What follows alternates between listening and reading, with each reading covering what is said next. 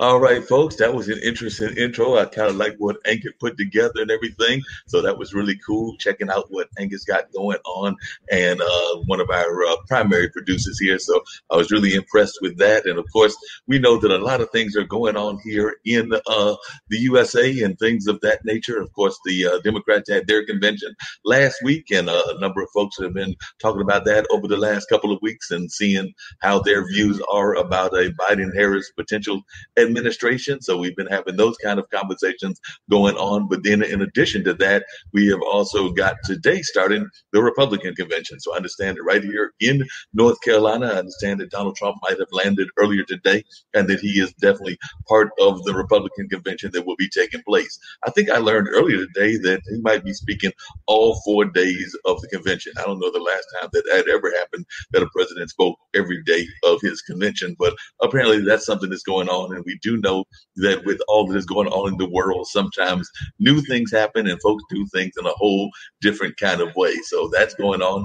And then, of course, I was highly disappointed yesterday in one of the sports games that was going on because I am a sports fan, do try to follow some of the things that are going on in the bubble. So I was watching the NBA game and was actually rooting for the Clippers. I have a personal bias because I went to college with Doc Rivers, so I was hoping that they were going to win and go up 3-1. But instead, it's a 2-2 series because one of the players that I believe is from overseas hit an amazing game-winning shot, and that means that they won by a point. So the Clippers and the Portland Trail Blazers are all tied at 2. There are some of the other series that are already over. They've been having some folks that got swept and things of that nature. So definitely have had that going on in the sports world. And of course, everybody is still talking about the virus and its impact on the school situation, because I do know that a number of universities here have tried to go into the whole version of being actually in-person classes or a hybrid version and things of that nature. But now a few of them have gone back to the online form of doing things because that's what's going on in the world. And, you know, we still have in some cases that are going up. There have been clusters that have been found of people that have COVID and things of that nature. So that being said, that does mean that folks are having to reassess their school situation. So definitely folks are doing that. And we're going to find out more about how that's going on with that. So I'm going to bring on at least one of my guests and everything. So I've got Ben Coates with Mogies Media. He's over there in the UK. So I'm hoping I'm going to hear from others as well. He's part of my IBM.TV family and all of that. So usually sometimes if it's not as late where it is where he's at in London, we might see some of his kids running around, but we won't see them today because hopefully they're in bed asleep and maybe even preparing for school. He's shaking his head like, no, they're still up. They're still driving me crazy because that's what kids do and everything. Told you I don't have any of those. I've got nephews and I can send them back to their brother whenever I want to. So I don't have to have them in the regular day-to-day kind of aspect. So, Ben, are they going to school there in London? Because I'm not sure what's going on with the school situation there. I don't think what the UK is. We're not due back for another week yet for our summer holiday break. So about the middle of next week, they start going back. There's a lot of pressure on the Education Secretary in the UK to get them back. The worry is, I don't think there's a worry about children with the coronavirus, but I think the worry is with the teachers. And so the teacher unions are concerned. But of course, you have to balance that because unions are there to get better deals for their teachers. And that may include not getting the teachers back as soon as they should do. So it's a difficult situation. It's a balanced act as everything is. So it's a little bit give and take, which not either side is willing to do. But so it's going to be difficult over the next couple of weeks, and we're not going to know the true impact really until late September, if there is going to be an impact. We're having local lockdowns in the UK. Birmingham, which many people will know, is about to possibly go on local lockdown. That's the next. The mayor of the West Midlands is very worried about that. So yeah, but it is what it is in the UK. You know, you can stay in your four walls and you can avoid it, or you can go outside and take sensible precautions. So the UK is slowly picking up. But of course, what happened was the start of July, the UK economy picked up. And then the slowdown from the 6 weeks holiday came because we have a 6 week school break. But the slowdown came from a low position. So the actual slowdown this year really is slow. So we'll see. It's a big time between September and Christmas, I think. Yep, definitely a big time here as well. And like I said, I know that one of my my brother's girlfriend's daughter is going to one of our local colleges, and that's one of the colleges that flipped to going online because she had actually gone up to the university. I need to talk to him today and maybe even get in touch with her and see whether she's going to do it online there in Greenville, North Carolina, or whether she's going to actually come back home and do her online classes from around here in Durham. But yeah, we are having folks that are making those kind of decisions and everything along those lines.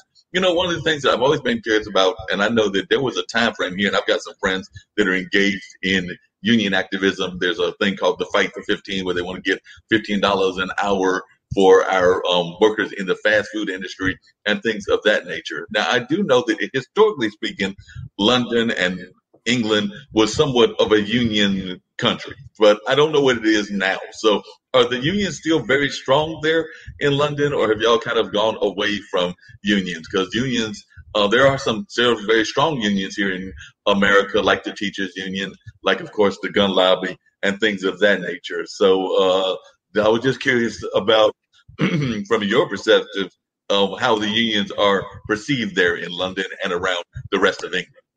I'm actually part of the National Union of Journalists in the United Kingdom. So, yeah, I'm a unionist member myself. Unfortunately, the unions seem to be strong when the Conservatives are in government, and when Labour are in the government, they have a lot more control over what's going on. But of course, we've got so many levels of unions. So we've got Unite the Union, which is across a lot of businesses and does definitely back its members. The people on the ground back its members.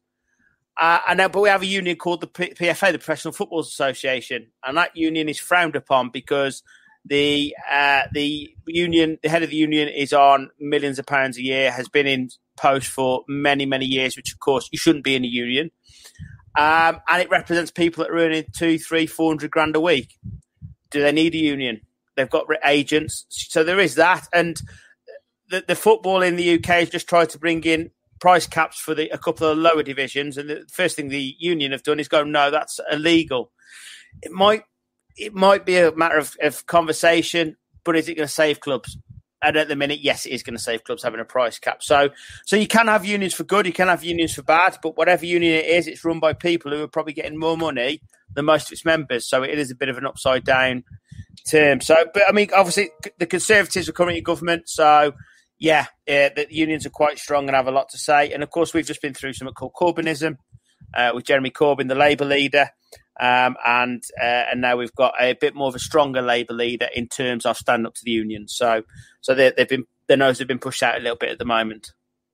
Yeah, that's interesting to know because, like I said, you were talking about the sports and football. So those that are watching and might be more American-based and everything, when Ben and the rest of the world talks about football, he's talking about what we call soccer. But definitely that's kind of what he's meaning and everything when he's talking about football. But we do know that here, American football and that kind of stuff has always been about the athletes' unions and those kind of agreements that you were just mentioning that I guess the soccer players are trying to get. And I didn't even realize that there was a lot of those kind of unions with like the Manchesters and some of the soccer teams that exist there and everything, or the more traditional word of football around the rest of the world. But I was just wondering, have the unions always been that big, or were they kind of like the sports unions, that is, or were they kind of following the model of the U.S. sports teams where the unions are so big, whether it's baseball, whether it's basketball, or whether it's football? The soccer, as you call it, soccer union, it's bigger when there's money to be made, if I'm honest. It is one of the unions that is frowned upon by many of the general man and lady in the street. Yes, and what's happened in the UK is as the general unions have seemingly shrunk and got smaller, and people aren't, because obviously the factories have died off, and stuff, so there's no need to be perceived to be no need to be part of a union. The actual sports union has actually risen, the football union. So, because the money's there.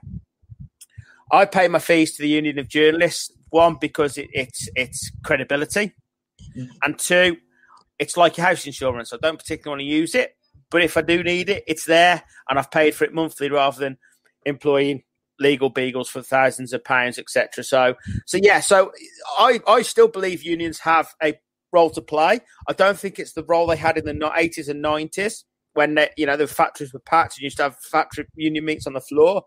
However, at the moment, with the amount of redundancies that are going on, they are vital in negotiating them down, because there's still going to be redundancies, whether they're negotiating or not, but reducing them, and also the payoffs for the people that are leaving. So yeah, it is a key time for unions, and it's this is where they need to really step up, because I don't think in 2008 it really did step up into the breach when the recession was on. They were certainly not as PR savvy as they are now. So we'll see. But of course, like you in the States, we won't really know the impact of coronavirus for another 2 or 3 months.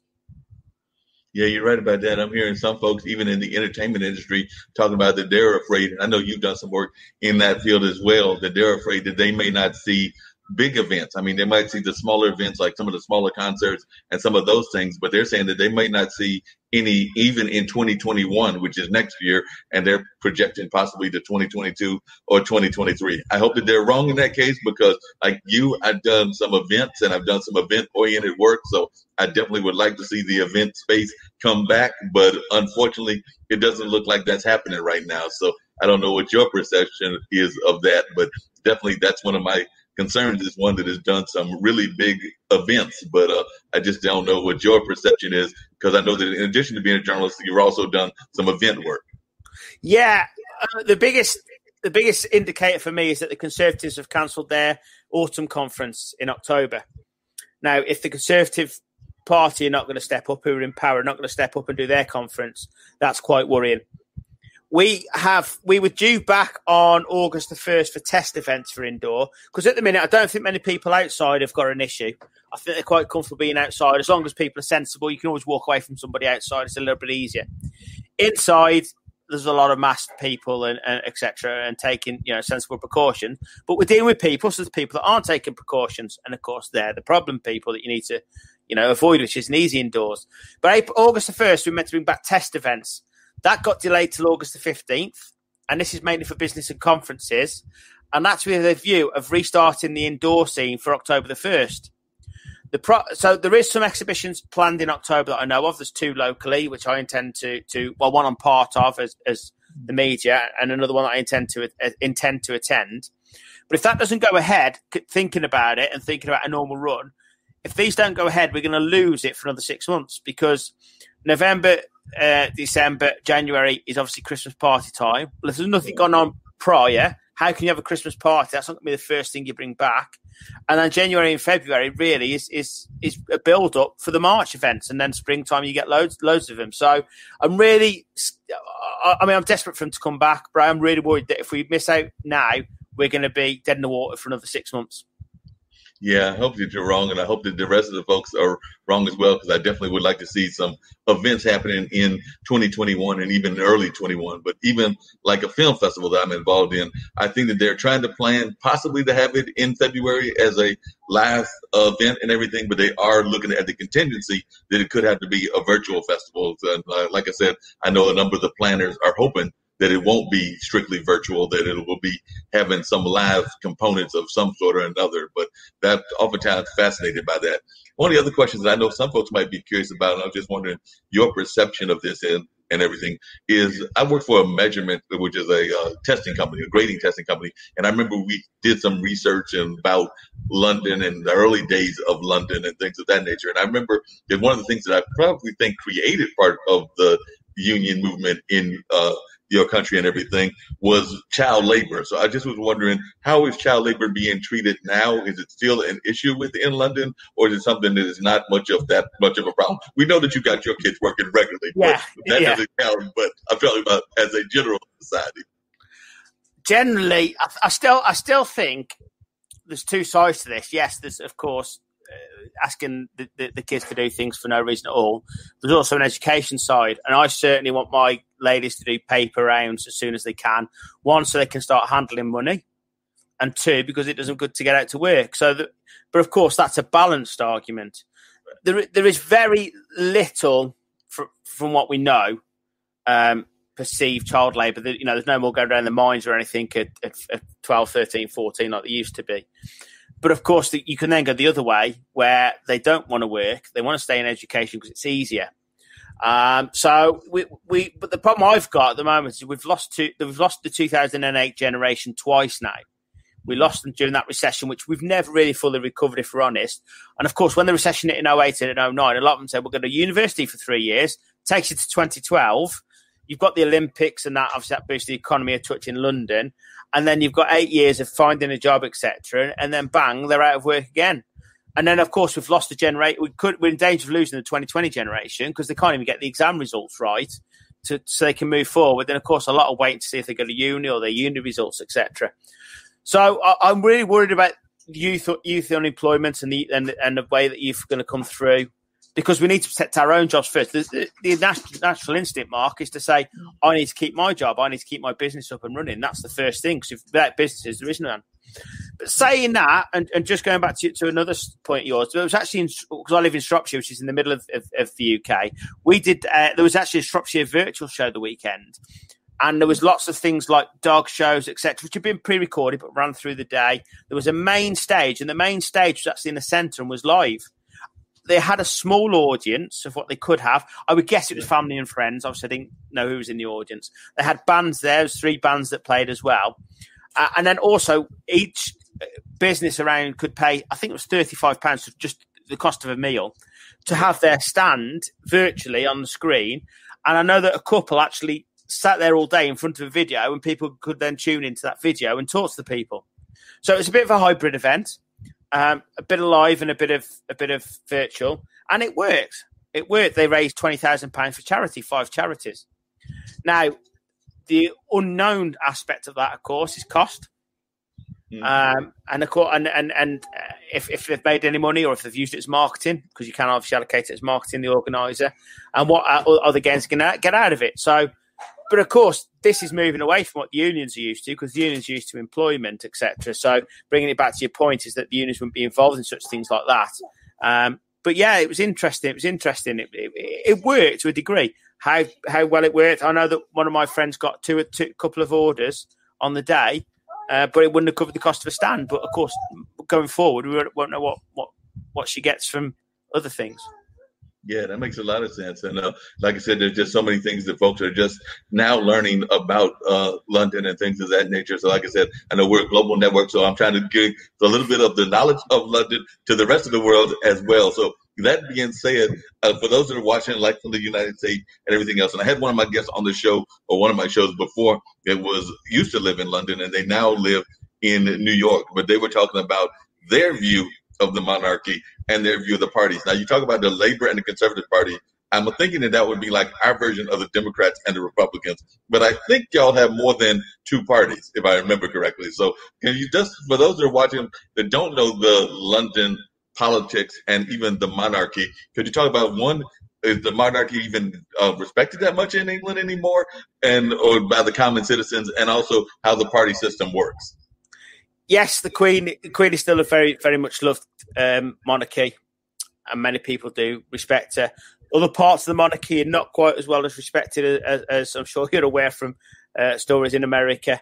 But yes, the Queen herself is very much respected. Prince William is respected. Prince Harry's had his own issues, of course, that we all know about, and he's come over to the States with Meghan. And whatever side you sit on of that argument, it's up to the couple themselves. Prince William's very much a traditional royalist and follows the line.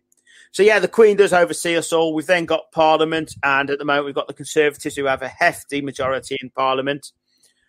There is other parties, so we have the Liberal Democrats, which obviously the name speaks for themselves as to what they are, and they're probably more aligned towards your Democratic Party, although they're nowhere near as big as your Democratic Party, of course. And then we have nationalist parties. So we have the Scottish Nationalist Party, the Welsh Nationalist Party, which is called Plaid Cymru, and we have many elements in Ireland.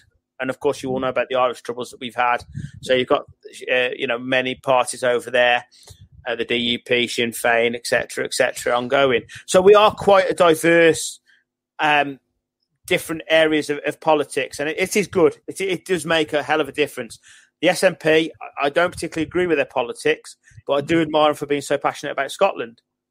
I'm a great believer in the UK, in the kingdom, in the kingdom itself, in the union. They don't seem to be. They want independence. but at least they're consistent. One thing that I don't like in politics is inconsistency, because they should be the politics. And then what happens in our parliament is that the parliament will process the bills. It will then go to be seen by the House of Lords, to be overseen by the House of Lords. Now, the House of Lords it's got no sway. It's more of a checking system. And there's a lot of legal beagles in there. There's a lot of good business people in there. And although they're party political, they do seem to sit on the fence a lot. So they will pass things back to Parliament and say, have you looked at this? Now, there is, when it's time limited, there is something that the Lords can do, is debate it until the time runs out, which is something that they're prerogative, but very rare they do, including over Brexit, where they didn't debate the bill and they did pass it straight through. And then the bill, once the House of Lords is checked, that's the Queen's checking, it goes to the Queen for royal assent.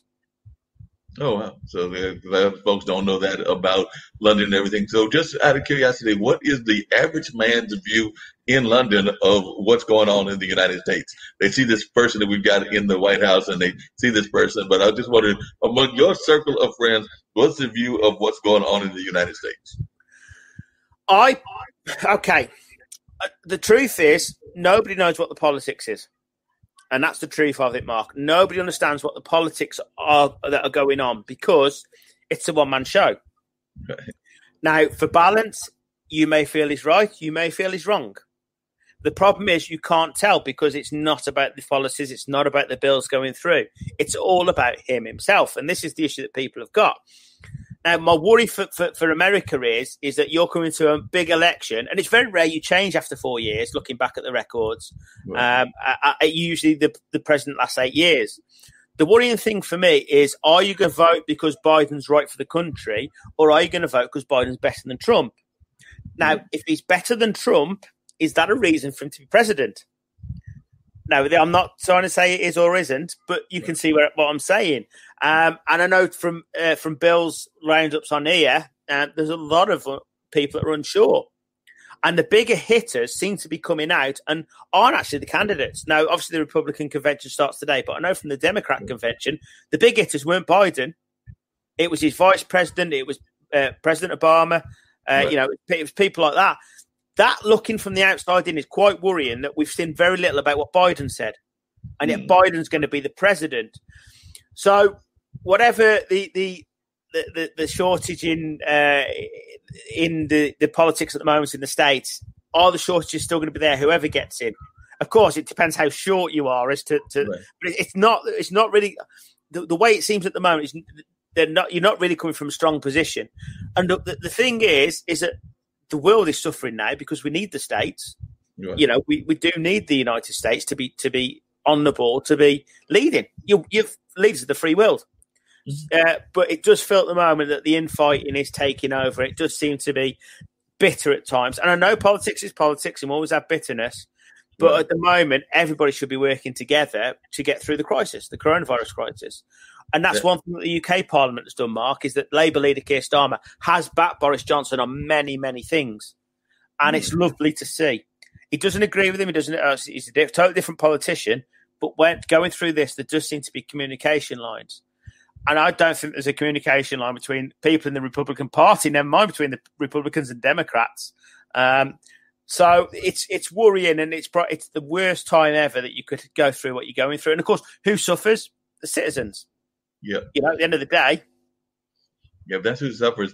And I'm just one of the other things, I just being a student of history and everything, is I know that a lot of times people talk about Black Lives Matter and things of that nature now, but we're going through this era of kind of like race relations and things of that nature. I know that y'all have also gone through similar things in England and London and all of that kind of the part of the community. I was just wondering, how are things being done in terms of cultural relationships in London now? I know not just with Black Lives Matter, but just like there's a significant African population that lives in London now. There's other populations, like I know some Asians that live in London now. So I'm just wondering, in your view, how is race relations and cultural relations in London now compared to either in the past or in the present? If you ignore all the Twitter storm and you ignore all the social media storm, Look, there is obviously issues, and I'm not belittling the issues at all, but I don't think the UK is in the worst position to move forward on it. And if you think about the protests that went on across the world, they came from what happened to George Floyd. They never really come because of a case in the UK. Now, you're talking to the wrong person, because obviously, my personal race relations are brilliant, and everything like that, and I don't see race, colour, or anything. I just see people, as you know, from being on many shows on here. But the problem you get is that we had an incident recently with one of our Labour members of Parliament who filmed an incident when they were stop and searched. And she put it on, and the video was mirrored. So it looked like she was at the driver's side. Now, I'm not saying she mirrored it, but I'm saying somebody mirrored it. It could have been the press, of course. She wasn't. She was the passenger side. Now, on the video, it does look as if the driver is a white person. Now, so who was stopped and searched? Was it the driver? Was it this person? Does the camera not show this person's true colour? I don't know. But when it gets distorted, you don't know the truth. And this is the problem, is that people are grabbing it and not coming out. It's like, and of course, does saying that a white policeman shot a black man, does that not add fuel to the fire? Is it not allegedly a corrupt policeman shot a citizen or a member of the public? Does that not come across better? I don't know. But I mean, the actual Black Lives Movement is very powerful. The football have picked it up, the cricket have picked it up, and I love that. It's fantastic. But unfortunately, far wings of parties pick it up, and it gets distorted immensely then, and the actual message gets lost. Because, I'm in business, and I trade with people. I don't trade with, like you say, a black man. I don't trade with a white man. I trade with a person. And I trade with people I like. And I don't see why people can't just do that, and things like that. I don't know why they can't just deal with people and see that. But obviously, you're not born racist. Right. You're not born racist. It's installed in you. Now, there is institutionalised racism, and the Michael Holding interview. I'm a big cricket fan, so I watched the Michael Holding interview when he absolutely burst down in tears and things he'd been through.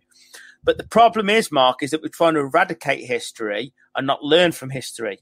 So pulling down a statue has no relevance. It has no relevance whatsoever. It might make the people pulling it down feel better, but then what do we tell our kids? Slavery didn't happen. It did happen. Yeah. What we need to say is slavery happened. It was wrong because effectively we're bringing people over from mostly the West Indies and countries like that into our country because they were black and they were cheap, and we treated them like that, and that's what we called slavery. Now, how many kids like that? And if your kids are brought up the right way, they will say, well, that's wrong. They'll say, yes, it was, but it happened. And pulling down a statue is not going to stop that happening. Keeping the statue there and asking me about the statue might allow me to educate you on why it was wrong and what you can do to put it right. So is there anything, the messages are getting lost in this, unfortunately.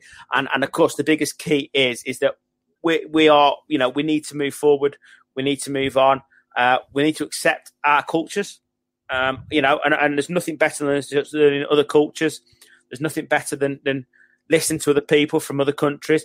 I'm a great believer that you're brought up where you're brought up. And then when you grow up to the late teens, the early 20s, if you want to go and see the country, the world, go and see it. But I like to ask people about their own culture, because there's parts of that I'd like to bring to ours. It's all about mixing experiences and improvement. But of course, as I say, when it becomes a political message, that's very dangerous, because it's nothing's right about anything if it's your side of the story. Unfortunately, there's good on both sides, there's bad on both sides, and this is what we need to we need to eradicate the bad and learn on the good on both sides. Yeah, that's very true. We definitely need to do that on a regular basis. One of the other things that I know I'm just kind of curious about is the whole thing with climate control, because I know that a lot of folks are paying attention to climate there in London, because a lot of folks, when they think of London, they think, of course, like certain parts of the United States and its pollution, but then they also think about London and its pollution. So I was just wondering, as one that's been involved in the political spectrum and the media spectrum, how do you feel y'all are doing with climate control? Well, firstly, can we get rid of spokespeople for the airlines? That would help immensely. Okay, that would sort out a lot of the climate control problems, because how airline people can sit there and say, I need bailing out because when we get to pre-COVID levels, we're not. We're never, ever going to get back to pre-COVID levels of flight for the density of people we have in the world, because people won't fly over to the States for an exploratory meeting. The exploratory meeting now will be held through Zoom, etc., whether they like it or not. So if the deal's to be done and I need to come and sit with you, I will come and sit with you and do the deal. If it's an exploratory meeting, I don't need to fly over, spend £400 or £500, put the world at risk, because there's never been a better time environmentally. The air out there is fantastic. And you only have to see the pictures from around the world. But of course, you get the airline people who, we need bathing out. Well, hold on, you own your own island. Some of them do, etc. So why do you need bathing out? But of course, again, it's back to the same message. It gets the message gets overtaken, and we have Extinction Rebellion, who have taken a very powerful message and have taken it to a level where they're affecting people going to work. You lose your message. Then you can't do that. I understand, people climbing onto tubes at 7 a.m. Firstly, people need to get to work to earn a living. Secondly, it's dangerous. Right. And I've seen people pulling people off tubes, etc. You've seen people gluing themselves. There has to be better ways. Hopefully, and if there's one good thing that can come out of the coronavirus crisis, it is the climate. It is the message that we don't need to fly everywhere. We don't need to be in the car. We can walk a lot more. We need to be healthier. And that's really should be the message. Now, of course, the politicians at the moment have commercially can see a vaccine, so all their focus is on this. So, of course, the climate message is being missed. So the groups that push it do need to continue pushing the message, but they need to push it in a better way that doesn't affect the day-to-day person going to work, etc. Yeah, definitely. Could you talk a little bit about, for those just learning about you and everything, about the whole concept of Moogie's Media and what Moogie's Media is about? Because like I said, who knows? We might find you some clients here in North Carolina or in other parts of the States or just globally, because we definitely know that you are a global company and want folks to know more about you. So we'll get away from the politics for a minute and get folks to know a little bit about you and what Moogie's Media is all about.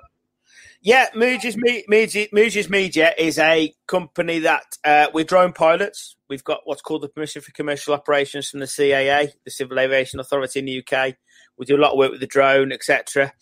And also what we tend to do is we tend to go and take materials for people at events. So there's nothing, because a good event organizer shouldn't have time to go around taking pictures and videos. They should be that busy looking after people. And the majority of them are, of course they are. So we go there, we do a lot of interviews with people on site so we can get their scale, the way they're enjoying the event. And obviously the best testimonial is people at the event. We do a lot of pictures. So we've just recently done a 6-week drive-in and we took pictures at every show. And they've gone to the organizer. We've used them ourselves as well. And also videos. So we've just done a lot of holiday places that use things like Booking.com. Are coming off Booking.com at the moment because they've realised that these sites take a lot of money. So they're building their own websites. And, of course, they'll need a video to show off their facilities. So we do a lot of that. We do a lot for other video companies as well, so editing their footage that they take. We've actually do a lot in the agricultural world. So at the minute, I've just finished off a nasal spray for cows this week. So that was a fascinating one. So we, if the material, of course, you can see some of the pictures that we've got here on the wall here that we've taken. Horse racing, we do a lot of horse racing in the UK. That's a drone picture. Got to have pictures of my girls up, of course. There's another horse racing one. That's Capella. For those that remember the 90s dance band Capella, they performed in Shropshire recently. I'm being a 90s child myself, obviously that helps. So that's what we do. We gather materials for people. And then we pass them back to the organisers and also use them for our own marketing too. And what's the most unusual drone picture that you've taken? Because I know here in the States, I think that there's certain laws and rules about drones and everything. I've actually got like one of those little mini drones that I think I've had fly one time, and I need to get it out and play with it a little bit more. But it's just like basically a toy drone. It's not the expensive drone. I think I might have paid like under $100 for it, if that. But it was definitely a toy drone. But what are the rules there, and what's the most interesting picture you've had with your drones? Oh, that's a great question. This one's off a hill called the Wrekin, which is a local hill, and you get some great views there. Actually, one of the funniest videos I did on the Wrekin, there was meant to be a fire, so I shot over there in my drone to try and get pictures of the fire. Not pictures, videos of the fire. And of course, that would help the emergency services gather where it was. I couldn't find a fire. It was one of these very localized barbecue on the floor fire. But I got some dramatic pictures of birds and hang gliders. So I didn't go looking for that. But this week, there's a ship that's actually docked at somewhere called Moston Docks called HMS Lancaster. The Duke, and I'm going up there to fly over that. So I'm looking forward to that because it's a ship from the I think it's from the 20th century, and it's just moored there. It's not even in the docks itself. So I'm going to fly over that as well. But I mean, I do the horses as well. Do it over the horses, etc., and things like that. So you just never know. And I never delete a photo until I have a look at it on the screen because you just never know what you're picking up. But yeah, at the minute it's probably the hang gliders and birds when I'm looking for a fire. So it sounds good. Some interesting pictures and everything. Need you to stick around and everything because we're going to continue the conversation. But I've also got an e-commerce lady here with me as well. So don't know how popular e-commerce is over there in England and London, but we've got Veronica Jean who's with us, and she's all about e-commerce and things of that nature. So Veronica, glad that you were able to join us. Tell us a little bit about this exciting book that you've got and about e-commerce. And is it popular there in London? Do you have e-commerce clients in London? Because I've got Ben Coates with me, and he's part of the IBM.TV family, and he's definitely involved in media. So, Veronica, glad that you could join us. I'm just going to center myself here a little bit. Okay. So the book. So the book is all about, if you don't know anything about getting your Shopify store online, is you've got to read the book and you'll get your store online. It is all about getting your products online and starting an e-commerce store, starting a business. And so I did it because my clients kept asking the same questions over and over again. And I thought, well, let me make some videos. And then, so here are the videos, do this, and then come back. And then I thought, well, if they need videos, maybe they'll learn better if it's written down. So that's how the book started. And and yes, I have clients all over the world. In fact, I am originally from Namibia. I'll say it slowly, Namibia. And and I have some minions in Namibia. Shopping online in Africa is still a hit and a miss, but they're getting there. And a client in New Jersey, the island of New Jersey, she's got a retail store, an online store, and also somebody, I think, in Holland. I'm not so sure. Oh, no, Berlin, sorry. So, yeah, I mean, if you're online, anybody can shop from you, and, you have customers across the world if you are willing to ship to different countries, right? Yep. And that's actually one of the things that I know one of our other IBM.TV shows was saying, because this is Financial Monday. They do a lot of conversations around finances on Monday. And one of our founders, Nick Palveda, was actually talking about, with some of his guests, Bitcoins earlier today. And I don't know how you as an e-commerce person feel about Bitcoins. And then I'd also love to hear from Ben his thoughts on Bitcoins as well. But we'll start with you, Veronica, since you're doing e-commerce. But what are your thoughts about Bitcoins as a tool for e-commerce? Well, my philosophy is give your clients any way to pay you. Bottom line, if they have money, give them an opportunity to pay you. So whether it's Amazon Pay, PayPal, Bitcoin, EFT that they normally do in Europe and Africa, they do EFTs, which directly into your account. I don't care how they pay you. They just need to pay you and buy your products. Yeah. What's your take on that, Ben? Yeah, the best customer is the one that pays you, Veronica, definitely. And the worst one is it doesn't. I totally agree with you there. I'm skeptical. I'm skeptical about Bitcoin. I don't think that the banking system we have will allow it to become as big as people say it will. I do think the people that are pushing it do seem to be pushy in that respect, and do seem to be take a bottle of Lucozade before they come on and talk about it, that kind of scenario, which just put people off. Yes. So I don't, and also it's a trade, and trades go up and down. You never hear about Bitcoin coming down. You only ever hear about it going up. And I know people that have lost thousands and thousands of pounds as it comes down, but you never hear about that. And that's worrying as well. If we're honest, it's another share, stock and share. That's what it is. That's what it generally is. And now it needs to be controlled, because I have friends also that lost their shirt, and there were a lot of scams in the beginning, that they bought into, and so now they're hoping and like hell it goes up again. And you know what? If it's not controlled, you'll get the scammers in, you'll get people in that are trying to make a lot of money immediately. And, I was just, in fact, this morning in my workshop, I go, how do you eat an elephant? One bite at a time, baby. You can't want to become rich overnight. And I find that Bitcoin people, I don't know how to call them, but they tend to go, we can make $1 million, and off we go, and we're going to make so much money. We've heard it all before. It's just like, no, that's not how the world works. That's very true and everything. Like I said, Ben has done a number of businesses. He's involved in media. He's involved in other businesses as well. So, Veronica, as one who does e-commerce, what would be your advice for the reason that somebody should even start an e-commerce business? Because, like I said, there are a number of folks that want to get involved in commerce in general. They want to be business owners, but I don't know that they always think about e-commerce. So, what would be the reason that you would give somebody to even think about putting their business as an e-commerce business? Well, first off, you have to be online. We're in a virtual world. Everybody is online. And thank you, Amazon has made it very popular to shop online. If you have any inclination of selling anything, you have to have an e-commerce. And the e-commerce is different to a marketplace. As I said, like Amazon, is you own your e-commerce business. Amazon, you rent space. And they can shut you down in a heartbeat. The same with Etsy, the same with Walmart, eBay, any of these other Facebook marketplaces where you can open a store. It's renting space.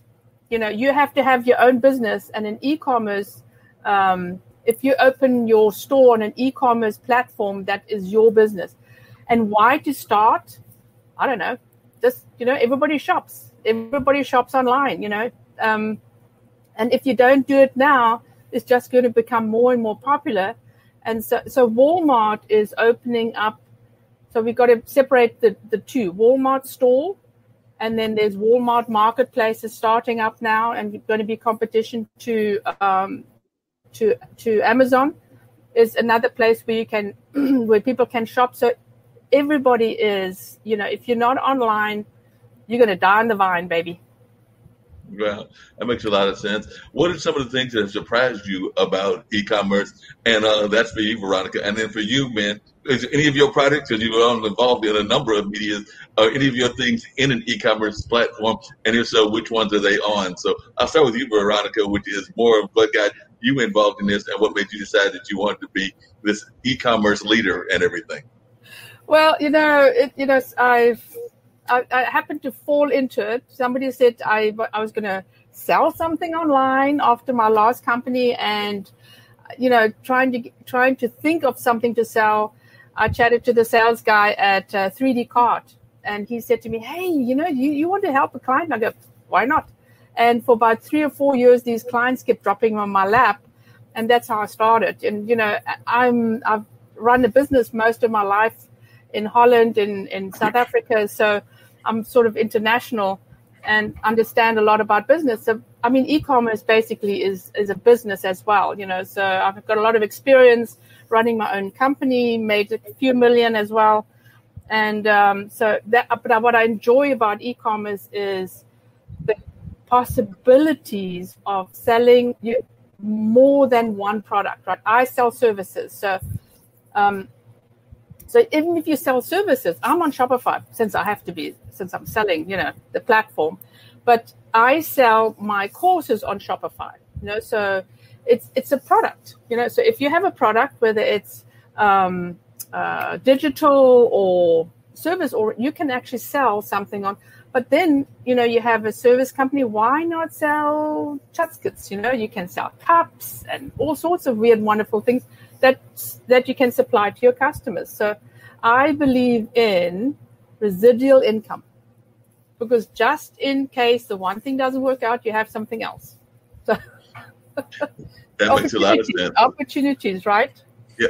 So Ben, have you had any businesses with e-commerce? And then after Ben answers that question, I want to know whether Veronica's had any drones in her business, because Ben, in one of his business is he does drone pilotry. So I'll let Ben talk first, and then we're going to find out if we had any drones that have been part of her clientele. But Ben, it's on you first. I think e-commerce is actually a web, and I think that everybody should be e-commerce savvy at least, and I think it saves a lot of people a lot of money. I do think that we spend a lot of money on things that we could do ourselves because we're the lazy culture. So, I mean, we've obviously got the old Yale.com, and if you go on in the UK, and if you go on that site, it tells you all the sites you can register your site on. That's e-commerce. It's not, it's directing people to your website where the final sale is. Everyone's got a website. There's no point in putting these things up and not driving people to it. Yeah. And I think the bigger picture of e-commerce is how do you get people to that final point? And I think they say six or seven views of your business before they buy. Well, if you can get 1, 2, and 3 on different websites and then get them to your site, you've done half the work. And then, of course, you have to set your website. There's no point in having a website for information. I don't believe in information websites unless you Google. And they've done right out of things, I think. I'm not quite sure, but I think Google's done okay. But, of course, so even they've got a commercial side to it. But, of course, it's an information site. Wikipedia, an information site. Yes. So everything relates. And then, of course, you get people on this site, and that's where you really need to. And people go to such expense on sites, and they leave out the biggest thing, which is say, buy my thing here.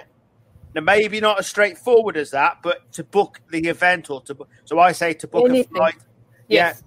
And they leave it off, and they put the phone number at the smallest part at the bottom or their email address. You have to go. And for me with glasses, it's no good, that is, and I just give up. And, of course, if you have to look too hard, you're not going to buy. No. You're not going to buy. So yeah, I mean, I like to think I'm savvy, web savvy. And commerce savvy, but yeah, there's many people out there, and of course that's where Veronica comes in. Because if you don't know, you don't know. But of course, Veronica's not trying to tell people to do things that they can do themselves. Veronica's doing things that they can't do and not experienced in. Yes, exactly. But I'm sure, Veronica, your job would be a lot easier if people did what they could do, and you concentrated on the real powerful stuff that's good. It's like me with videos. I don't particularly want to do social media videos where they're out and about, because they're not going to give me 300 quid, follow them around, doing a 2-minute video of what they're having for tea. Yes. That's not the way it is. They're not going to pay you £300 to put them on a directory. Yes. Of course, if they put them on the directory, it leads them back to the site where you can do your magic with the e-commerce Veronica. Yeah, exactly. And so, but the biggest thing is that people don't realize is, even if you get people on your website, there's the conversion rate, if you're lucky, is 2%. I've seen higher than 2%, but these guys have worked really hard to get higher than 2%. Most people get 0.5% conversion rate. So can you imagine how many people have to get to, and I'm calling it a website, not an e-commerce store, any website, to get that conversion rate. And so you just have to get the people on to your site. Otherwise, it's a brochure. It's, what can I say, Yeah, because one of the things I've always been fascinated by, and I'm curious of what both of y'all think about this, and I've oftentimes find folks with business cards, and I collect hundreds and thousands of the business cards. But one thing that I noticed with business cards is that a lot of times they're filled with, in my opinion, too much information. I mean, they've got like tons of information there. Let's see if I can get it so you can actually see it and everything. But they're just filled with all kinds of information, and you're sometimes wondering, are they putting too much information on there? So that's just some of the things that I'm sometimes puzzled by, is the fact, there we go, I've got a better view there. Yes. But they've got just too much information on it, and that's just something that I sometimes wonder about. So from an e-commerce standpoint, do you oftentimes find that happening, that you'll find folks that are just having way too much information on their business cards? So I was just wondering some of your thoughts on that, because sometimes when I look at these business cards, I'm like, look, I just want kind of what Ben just came to from a marketing standpoint. I just want the basic information, what your service is, your name, how to reach you, and maybe a simple, maybe a tagline, but it's a very simple tagline. But that's all I want. I don't want like tons of information. I really hate the business cards, and I've got one or two of those as well, where they almost give you an entire document on the backside of the business card. So like I said, this is one for a chauffeur company and everything like that. So they've got that, but then on the backside, they've also got that. So like I said, I'm just going like that's way too much information in my opinion. So I just wondering from a sales point, what are some of your thoughts on that? Because I do think that sometimes our business folks get a little bit too carried away with trying to provide too much information. Although I must say that, so the rule is when somebody lands on your site, they immediately have to know what you want to sell, right? Or what is the message? What are you doing? Don't let me scroll. Don't let me look down. I want to know landing what it is. And then on a e-commerce store, I think it's essential to have some what we call trust icons, which is your telephone number, an address, able to contact you, because otherwise you look a bit scammy, right? So you have to, and people think, oh my God, I'm going to get so many phone calls. Nobody picks up the phone. Everybody texts or they send a message. Nobody picks up the phone these days, unless they want to complain, by the way. So have a chat, but that's all about communicating with your customers. So you have to have those trust icons. Yeah, too much information. I had somebody was saying to me, oh yes, somebody was, I'm giving an assessment on this one e-commerce store, and she says, well, I'm doing SEO, and I go, and they're doing all these keywords and keyword phrases, and I go, okay, forget anything you've learned before 2020. Just chuck it out, throw it out the window, and then come back to me, and you need to have content on your website. And that goes with any e-commerce store as well. There has to be enough information for your customers to be able to make a good decision to buy your products, right? So there's also a caveat with that. So you've got to have enough information for somebody that loves research.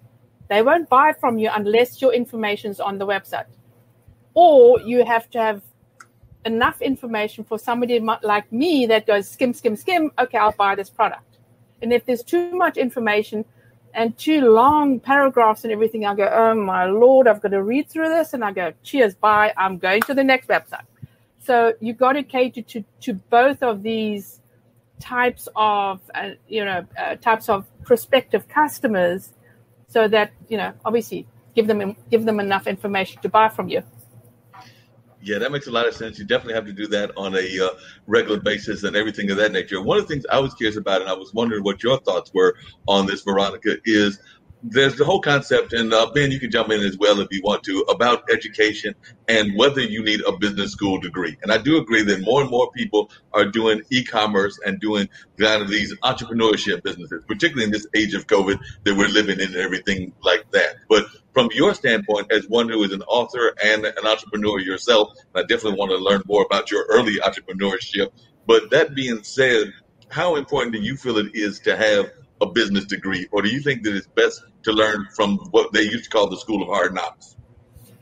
Well, unfortunately, I learned from the School of Hard Knocks. Let me tell you something. That path is pretty long because, it takes time to learn everything.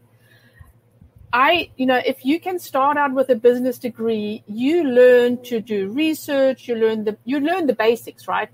They're not going to learn everything, but at least you can learn the basics, and you come out with a toolbox of information and tools that you can use to get your business to the next level very, very quickly. So, you know what? If you can do it, yes. If you can't, just get in there and do it. You will learn. But it just takes longer. Definitely takes longer. That makes a lot of sense. And like I said, I do want to learn more about your business and everything. And Ben may want to jump in about the School of Hard Knocks because I know he's at the School of Hard Knocks as well. So, but as Ben is talking, I am going to pull up because the fine folks at IBM.TV would probably punish both me and Ben if I do not bring up our online dollar store, which is one of our supporters and everything. We don't have Lynn to talk about it, but he oftentimes will pop in and everything. So I am going to share my screen and everything, and our audience will get a chance to see a little bit about the online Family Dollar Store because that is a sponsor of a lot that goes on at IBM.TV. So I must go ahead and mention them as well. So just as we have to share that and let folks see what that's all about because we do have the online dollar store. And, of course, they are one of our supporters in the things that we do here. So we've got a variety of products and things along those natures. So I did have to bring that up because this is a major sponsor of IBM.TV. So, Ben, if you want to jump in, I just wanted folks to know that we do have a dollar store as well.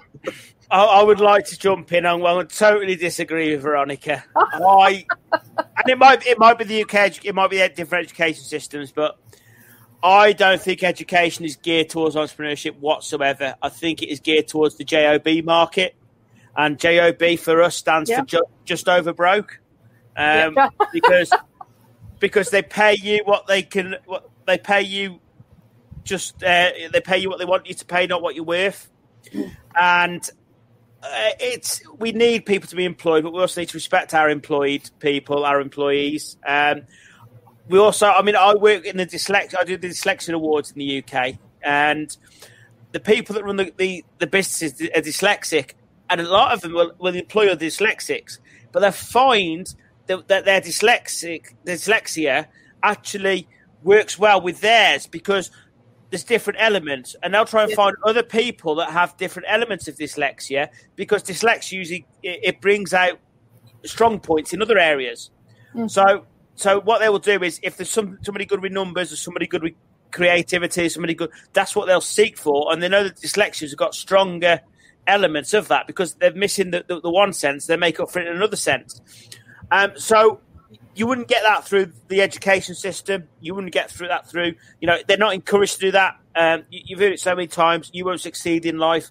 Everybody can do a business. Not everybody wants to do a business. Everybody can do a business. And of course, I think it gets knocked out of a lot of people at school. I think that they just get channeled down this JOB route. And I call it just over broke again, but because it is. And of course, they'll pay you as much as it costs to replace you. That's what you've got to consider. They pay you just enough. And if you're replaceable, so you're only being paid what it costs to replace you, not what you're worth. So I disagree. I actually wouldn't encourage my kids to stay in education, to be honest with you, past what they have to. And I actually think COVID-19 has been a good experience. There's two ways of this. I think for 5 to 10-year-olds, it's been brilliant because they've learned to adapt. They've learned new skills. They've learned different things. However, for the 13 to 16-year-olds, it's been a disaster because they come to their exams. Yeah, and of course, it's that big time. So there is two sides of it, but mine are 5 and 8, and I'm quite excited about what they've learned during lockdown. I agree. I totally agree. I've got grandkids that age range, and also 12. But I agree, and I also disagree with you, right, with the education bit, because there is definitely, and I owned a recruiting company, so I place those people in jobs, right? But I've also learned in my life that there are some people that are entrepreneurs that will start a business, doesn't matter what happens. And then you get enthusiastic about people that have ideas and, oh my God, this is so amazing. Get it online, go out there and sell. And they just want to talk about it. So, that's why you'll have both. But I found that my boys went to university here or college, whatever they call it here in America. And they definitely learned a lot of stuff that I would have loved to have learned when I started out. And maybe because I moved a lot, different countries, and I had new careers in every country or new business in every country. But I don't know. They're good things and they're bad things. Believe me, I owned half the bars in Waco where my boys went to college because, what can I say? But how many times when you're recruiting, do you tell somebody to take on such and such because they're the person they need, and they go, "Oh no, we'll take on the next person because they're a little bit cheaper or something." That's frustrating, isn't it?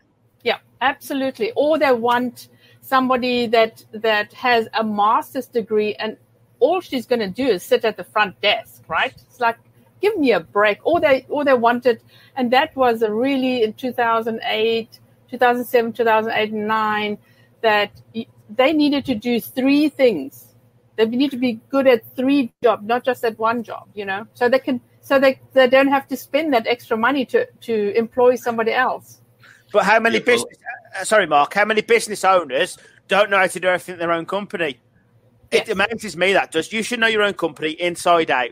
Yes. And the amount of business owners that go, I don't know what to do. Well, it's like they're more accounts. They don't know how to do the accounts, and they go on QuickBooks and type things in. It's all over the place. Right, the best thing you can do is get an accountant, because they know what they're doing, or a bookkeeper. And it'll save you thousands of pounds down the line. And it's amazing the amount of business owners that don't know what to do. Oh, absolutely. But then the thing again is, otherwise we wouldn't have jobs. That's all I can say. I'm happy with that. That's very true. And I can give you all an example of something that doesn't make any sense to me in the education system. I was talking to Ben earlier about working for a company that does test grading. It's called Measurement Incorporated here and everything. And they're a national company, but they require a college degree in order for us to grade the papers. Now, then, that sounds very logical that they require a college degree, but basically all they're asking you to do is to grade according to a rubric that they have created. I know, right? Grade according to the rubric. So if you're graded according to the rubric, it's kind of like being, a mouse in a trap and everything. So I don't know how much really smarts you have to have in order to actually grade according to the rubric. So you're required a college degree for something that may not actually need a college degree in my mindset, because if you have a high school degree, you can even have the work experience of being in, as Ben was saying, the corporate America and things of that nature, where you've actually gained a lot of life experiences. But because you don't have a college degree, you're automatically ruled out of the pool of folks that can do the grading. So like I said, there's sometimes that those things happen that I don't quite get my understanding of why they even do that, or things of that nature. So that's one of the things that I worry about. But just, Veronica, in terms of your own background, because you mentioned being in different countries and things of that nature, one in by South Africa, and I'm not going to mispronounce it because you just did a great job of pronouncing it. So I'm not going to butcher that. And then I know you've lived in different parts of the United States. You've lived in other parts of the globe as well. So here in the U.S., the stereotype is the first job that somebody gets is the lemonade stand. That's kind of like the stereotype kind of rumor of people starting off at the first lemonade stand. I don't think I ever had one, but I don't recall it. But I know that that's what a lot of people started off with. What was your first business that you started, and how old were you? You're a grandma now, but how old were you when you first had your first business? I think I was in my 20s, and I was a master builder. I actually built houses, and I had a whole team of builders that worked for me, and I did it for 3 months. Gave it up as a bad idea, so I moved on from there. But it's I think you're either that way inclined to own your own. But as I said before, you're either that way inclined to own your own business, and you're always looking for opportunities. I played business when I was a kid. All my friends were my minions, and I always was the boss, and I always wrote out invoices. Very important. I was handing these out like confetti. But as I said, you're either that way inclined, or you'll always be in corporate wherever you are in the world, right? And I do kind of agree with what Ben was alluding to, which is that sometimes I think society in general does train us to be more in the workers world and not so much in the entrepreneurship world. Because I do think that there is a number of times that we're kind of trained to get that minimum wage job, whatever the minimum wage is in whatever part of the world you live in, and maybe get to a little bit above minimum wage. But that's about it. You're not encouraged to I would even argue a lot of times you're not even encouraged to advance in that, a lot of jobs. Yes. I think it starts at school. It starts in the schools where children are not taught to be creative. They're taught to just follow the steps, baby. Just follow the steps. You have to do this, you have to do that, and the other thing. So, yes. There's nothing more annoying when you go to school parents' evening and they say, your kid is really good at reading, but they're not too good at writing. All right, go concentrate on the reading then. No, they need to get back. No, go and concentrate on the reading. If that's what they're really good at, make the best of what they're good at. Yes. But no, they won't do that. They try and bring everything up to levels. Yes. Where are they going to earn? I mean, if you think, where are they going to earn more money? By being very good at something and not so good at other things. That's the way you earn the money. Yes, exactly. And here's the sad part as well. In America, education after school is incredibly expensive. All these kids end up with so much debt. It's just stupid. And here's the sad part. They don't even use the degree, unless you're an accountant or an engineer, that they studied. They get a job completely out of their sphere because they come out of university and there's a recession or there's COVID or whatever's happening in the world. There's no jobs and you just have to take a job, right? So, and then, or you take the job and then you get promoted into something else because at 18, 19, you don't really know what you want to be. I mean, I've changed careers so many times. I still don't know what I want to be, but so you still don't know what you want to be when you grow up? Well, exactly. I'm still wondering about it, but at least I got to write my book. I bought my first how to write a book in my 20s. I actually found the book in the storage, and I thought, well, I've made it. Even though it's technical, I've made it. I've actually written the book. But you just don't know. I mean, as I said, every experience becomes a tool in your toolbox, and then you gather all these tools that you have, and then you maybe hopefully then can get into a business that is successful, right? But I don't even know if we use the tools enough for those that have the tool set. Kind of comes to one of the points that Ben made and everything, because just to kind of add to that, and this is not to say that this is a great thing, but my brother does work with quote unquote at-risk youth, which is the youth that are kind of involved in gangs and other kind of things, maybe even the drug culture and things of that nature. Some of the best business minds, in my opinion, are also some of the most criminal minds. And if we could actually just find a way to channel that energy away from the negative stuff that they might be using it for into something positive, we could create some great entrepreneurs. And I mean, there are being some great entrepreneurs created that way, but I just think we can do more of it in society, because I do think that a number of these folks that are actually sitting in our prison cells, in a lot of our institutions, are actually great business owners and could actually do some amazing business things in life. So that's kind of my view, is that they could actually do some amazing things if we would actually just train them in using traditional business models, or even using their business models in order to mainstream society. But that's just my thought. I was wondering what your thoughts were, Veronica. Yes, absolutely. I totally agree. I mean, you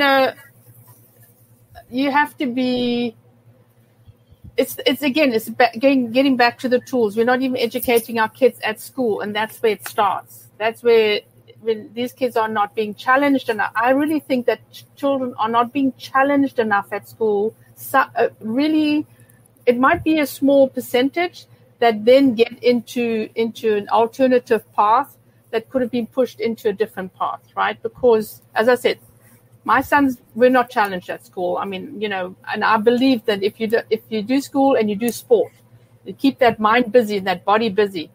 But I mean, and they probably smoked or did whatever they and drink. As I said, I probably owned half the bars at the college town, right? But thank God they're now responsible people of and they have jobs. But it's just and also it's opportunities. And then how you grew up. If you have that example in your family, I really think that helps a lot as well. I mean, my granddaughter at 5 said she wanted to own a fashion boutique. I said, "Hello, I'm with you, my baby." Yeah, I've never told my kids they can't do it. Yes. I've never ever told them they can't do it. But you're right, though, about the rougher areas of society. if it is a rough area in regards to crime, etc., if you go give them a soccer ball or an American football, that is all they will play with, and that practice will make them better at that game. Yes. Whereas if they've got the computers around, the PlayStations, the Xboxes, whatever they are, and they play on that, they won't go and practice the sports. They won't go and practice the basics of life, and that is the biggest problem. And unfortunately, I don't know about the States, but the UK, we've taken away a lot of the playing fields. So they can't go out and practice now. They have to go to certain areas. And it's wrong. It's wrong. Yeah. Yes, I know why that some areas have had to be taken, etc. But a lot of the society issues are because the kids have got nothing to do. I totally agree. I mean, my kids went to school in Holland, and you had to belong to a club to be able to play a sport. And that's why we moved to America, because sports, as in South Africa, is part of the school curriculum. You know, I have to schlep them to all these club events. So that's what I really liked here, is that they learn from a young age to play a sport. I mean, obviously all got our criminals, right? But, and kids that get into the wrong things. But yes, I agree with you. Absolutely. So what was the interest in your own business background and everything, Veronica? What is the worst business that you did, the business that you were like, if you could take it back now, you never would have gotten into that business? And what do you consider your most successful business? But that's a two-part question. But what's the worst business you ever had, and what's the most successful business you ever had? Well, probably the worst business is probably being a master builder, because I only lasted for 3 months. I thought that was a really bad idea. And I, as a white woman, young white woman, I had a team of black builders, and a huge, I mean, you know, was this the male and the female problem, and then there was you're a white woman and you're telling me what to do. That's not going to happen. So I had all those problems on site, but you know, that's probably the worst business I ever started. And it was an opportunity, right? Somebody said, hey, do you want to build my house? And I said, why not? So, and my most successful business, I would say, is probably to date is my recruiting company.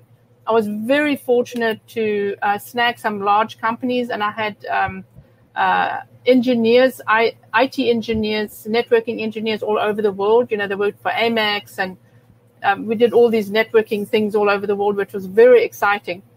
But so, yeah, and this one, I'm starting to make money on my book, or 18 cents of it. Hello. That's a good thing. So what's the business that you would love to get going that you don't have going? And also, just since we got Ben over there in the English area and everything, and you've been to Holland and parts of the Southern African part, what's the part of the world that you would like to go see? Because this is IBM.TV, and we're a global audience. So maybe there's somebody in that area that wants to bring your e-commerce business to your dream place to visit. So what's your dream place to visit? And also, what's your dream business? My dream place to visit. That's a difficult one. I have a lot. I think, well, my vision right now is to get my boat. This is my boat, guys, behind me. Okay. I'm on a boat. My boat is going to go to the Bahamas, and we're going to do some cruising. So that's my place. And then what was the second question? What's your vision for your most successful business? Or what's your most successful business? What would that look like? Well, I'm doing it right now. This is what I would like to do. I've decided this might be something that I want to do when I grow up. And it's teaching people how to get their businesses online. I love coaching. I love telling people what to do. And I'm going to write my next book. So totally wrong, Veronica. Totally wrong. What your next business is? We're going to recreate Jaws, me and you, on your boat, the film. We'll recreate. Yes, we'll make millions. Yes. How about that? I'm up me, you, and Marc. Me, you, and Marc. We'll recreate Jaws on your boat. Yes. We're going to do tours on the boat. I like this idea. We're going to have the tours on the boat. We're going to go around. We're going to replace the entire, because see, you have a smaller boat, and the big cruise industry is the big boats. So we're going to do minor boat trips and retake the cruise industry. We could have a plan here. Oh, yes. I think it's a great idea. Great idea. Because we do know that is definitely a troubled part of the industry right now, is the cruise industry, because That's one of the industries that I know, along with the airline industry, have been heavily impacted by what's going on with COVID and everything of that nature. So we know it's definitely been impacted. Ben, you had a thought? Everything. But you're right, Mark. You're right. But nobody's got any sympathy for the cruise industry, where they should have a lot more sympathy for the cruise industry than the aviation industry, because the cruise industry isn't asking for handouts all the time and yet make millions of pounds a week. And this is the problem. Going back to our earlier conversation, I've got a lot more sympathy for the cruise industry than the aviation authority, the aviation industry. I really have, and that's it's sad. Yeah. Well, I kind of agree with you on that, but I'm only going to give you one disagreement that I disagree with. I've only been on one cruise in my life, and that was with a friend of mine, and we went not this past Christmas or New Year's Eve time, because this New Year's Eve time, I was actually with my dad and my brother and my nephews and several other family members of the beach in North Carolina. But the winter before, I went on a cruise with a friend of mine. And one of the things I don't like, and it's something that salespeople are very good at, but it's a negative aspect of salespeople. No insult to you and everything, Veronica, but some of the cruise salespeople are some real aggressive salespeople, particularly the arts people, the ones that do like the art sales, and they try to get you to buy their artwork while you're on the cruise. So they can be some real heavy folks, because they're sitting there. I just remember every time I would turn around, there was one or two of them being like, "You really want to buy that $1,000 picture?" And I'm like, "I didn't come with $1,000 on the gold trip. I ain't got $1,000 with me right now. What makes you think that I'm gonna buy that $1,000 picture?" But they would keep hitting me all the time, trying to get me to buy. Like, it wasn't an Andy Warhol, but it was some popular modern artist and everything. And I'm sitting there going like, "I already told y'all, I ain't got that money. I'm not buying it for my mom," because they would also try to give you the guilt trip thing of trying to buy it for your family members and everything. So I'd already told them no a couple of times. And I know one of the tricks of sales, from what I understand, and I just want to know your take on this, Veronica, is that you never take the first no. And I think that sometimes those art salespeople were a little bit too aggressive with that. So what they should have done is the art of sales is tell your story and know if you actually want to buy the picture, right? And tell you where you can use it and give you information instead of just going boom, boom, boom, boom, right? Nobody likes the salesperson. Nobody. But Veronica, we're back in a loop here. We're back to the websites. We're back to the e-commerce sites. Yes. Tell your story, because there's nothing more annoying. But like you say, it's a balance, because like you said, tell your story, not your history. Yes. Because you still want people. The key to it is it's a bit like the salesman on the boat. You want people to contact you, whether that's a conversation back from Mark, whether that's the inquiry on your website. So all we're doing, it's all the same. Sell your story, and then to spark the next point. Bang on there. Exactly. I mean, and I always, you're talking about the business cards. I was the networking queen in Houston about 8-9 years ago, and then I gave it up because I was on my boat and that's it, I'll never go back again. But I would get all these business cards, and then you just put them in a stack and forget about them.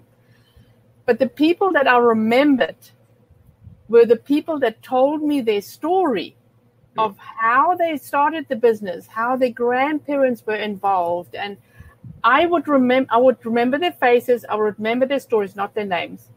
You can fake that when you meet people.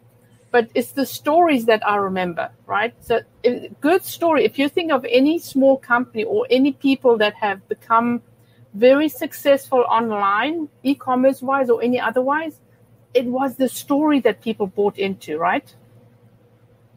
And talking about aviation, and what about the blonde guy? Branson. Yes. It's the story, right? It's the story that makes him. Otherwise, it just becomes another airline. But he's still continuing that story now, but unfortunately, he has gone the wrong way. When you own your own island and then you keep asking for government handouts, there's a little bit wrong there, I think. Allegedly. Yes. But but you are right. His backstory, and it's the same with that Lord Sugar, Alan Sugar. He's the big one in the UK. His backstory, he sold aerials out the back of a van. Yes. You can relate to that. Yes. And this is where Branson is losing now. You can't relate to somebody who owns an island asking for a handout. You can't relate to it. No. So he's losing the public's. Yes. He's losing that part of the story now. So, yeah, you're right. The stories sell.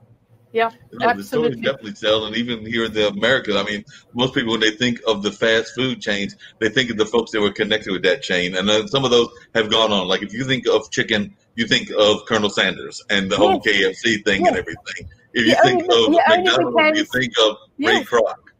He only became successful when he was in his 60s. Do you know that? The chicken guy. Oh, I did not realize that. So you did that? Yep. He got rejected over 1,000 times. Yeah. I think 1,092 times. Yeah. It's an amazing story. And then, if you think about the Pink Lady makeup, Mary Kay. I mean, amazing what she's built as well, and so, I mean, I actually saw the movie. I never knew who did McDonald's, obviously, until I came here. But I saw the movie of the McDonald's, and he was rejected, right? He was like, he was pounding the streets, and people kept saying no to him. Yep. Ronald. Yes. Ronald.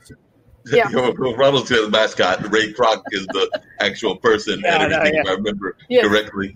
But coming back to e-commerce, now one of the negative aspects of e-commerce, I just want to know how you feel about this, Veronica, is that a lot of e-commerce is also tied into, not all, but you just mentioned Mary Kay, is tied into multi-level marketing, which has kind of a term that people like, but they don't necessarily like, whether it's Mary Kay, whether it's Amway, whether it's whatever. So I'm just wondering, what is your take on multi-level marketing as a business strategy and also as it's tied into e-commerce? Because most of those companies do have an e-commerce element to them. Whether, like I said, the ones that we've named or even prepaid, there is an e-commerce element to it. Right? Yes, exactly.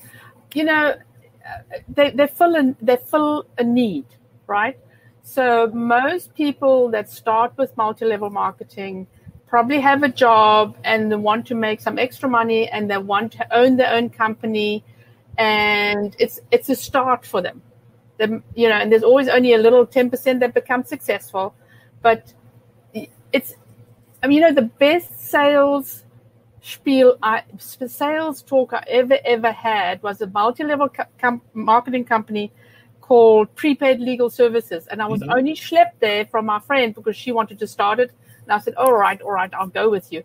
And this guy said, when you sell something and you push that contract across the table, you put the pen down and you keep your mouth shut. Don't offer special things, right? But it could be a breeding ground for, hey, I can do this. Maybe I can step out of it.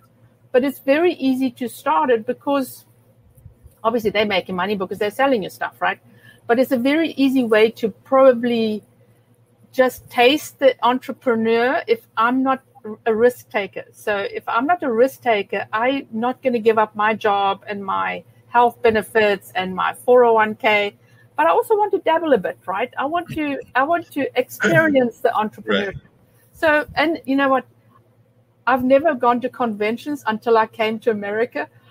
Oh my Lord, these things are nuts. I mean, if they can sell sugar to the sugarcane guys, you would buy anything, right? I mean, you would join the rah and it is just incredible. I mean, no, they are very disgusting. I want to hear from Ben because Ben is actually involved in the event planning business, and he probably can run a couple of those kind of conventions. But I do have a story with y'all and everything, and I might be pressing the boundaries with IBM.TV. But there are enhancement products of male enhancement products and everything. And I actually went to a friend of mine told me to come to a multi-level presentation. I was not sure what the multi-level presentation was. What I found out was that they gave this whole pitch. It was a wonderful pitch. They gave this whole pitch and everything. And in the middle of this pitch, the young lady started making noises and sounds and things of that nature. And that's when I realized that the product that they were trying to sell was a female version of this product and everything. But they were pitching it as a multi-level product. So that was just a little bit too weird for me because it was like, I don't even know the name of the company, but they were built in that multi-level marketing framework. And I just remember asking my friend, one, why did you ask me to come to this thing? Because it was a little bit weird and everything. And then too, they were like, but you're a great conversationalist. You're a great talker. You know a lot of folks. You're a good networker. Exactly. Therefore, that's why we want you involved in the business. I did not get involved in that business. I actually have an aversion to multi-level marketing. That's just me personally, but that's just my aversion. But I just thought that was weird. And like I said, I have been approached by everybody from Amway to folks trying to sell TV products in the multi-level marketing form. But that was one of the weirdest ones. And like I said, that was probably almost 2 decades ago. And I'm sitting there going like, okay. And it was at a university, because it was at the presentation was done at the student union of a university. So that was already a weird location. I bet there was a lot of different levels of different things in that meeting. I actually do multi-level marketing as a backup business, and like Veronica said, different income. I do something called utility warehouse in the UK, which is phone, broadband, gas, electric, and mobile. Yes. Now, the thing is that I've never mentioned it before on IBM TV, because I don't come on IBM TV for that. I come on because I'm a podcaster. A podcast. Where a lot of people go wrong is they take it as a business, full-time business, or a full-time job. Now, the key to multi-level marketing is, in my eye, this is my opinion, it should always be part-time. And when you get successful, it should be super part-time. Because if I came to you now, Veronica, you've got your own business. I say, Veronica, come and do this with me. And you go, well, how often do you do it? I say, well, I do it full-time. You go, well, I haven't got the time. Yes. And then also, you come out of what you're doing and you take it on full-time. I've got pressure on me to replace that income. Yes. Straight away, I'm on a loser. Yes. And of course, and like you said, Mark, people are quite sneaky about it. It's all about people. What I do is I've done relatively well out of it. I've got a car. I've had for 5 years, a Mini, brand new Mini. I've never had a new car in my life before. I've had holidays with the business I'm in as well, utility warehouse, but I do it part-time. Yes. I don't go to a meeting about media and then say, I do gas, because nobody has ever got out of bed to do gas. But what I will do, honestly, I've never found the person that gets out of bed for gas or electric. Yes. Phone a broadband maybe, but not gas and electric. Yes. But what I do is I listen. I've got 2 ears. I listen. So if you suddenly put on Facebook, I'm really racked off with my energy bit company, they've overcharged me. I say, look, I'll do a business. It'll cost you a cup of coffee. I'll bring the biscuits. Should we sit down and see what we can do? Or I've lost my job, or my job's under threat. Look, I've got a business that might help you. Yes. All it'll cost you is a coffee. And of course, these days, it won't even cost you a coffee. It's over Zoom. Yes. But that's because, even my business, my industry gets ruined by other people because they give false promises. Yeah. It is a business. It's a different way of business. And Mark, I totally respect that it may not be your way of doing business, but the fact is that you respect the industry because you said it can be beneficial. But the problem is, you see, is that a lot of people get into the cult mentality and say, you've got to join my business. You haven't got to do anything in life. No, that's very true, Ben, and I'm hearing your point and everything. And what I was going to add to that is that I think that's my issue with multi-level marketing, to be perfectly honest about it and everything, is that too often, we've had this conversation on IBM.TV and on some other platforms that I'm part of and everything. I am involved in 2 primary jobs, because to me there's a difference between a job and a career.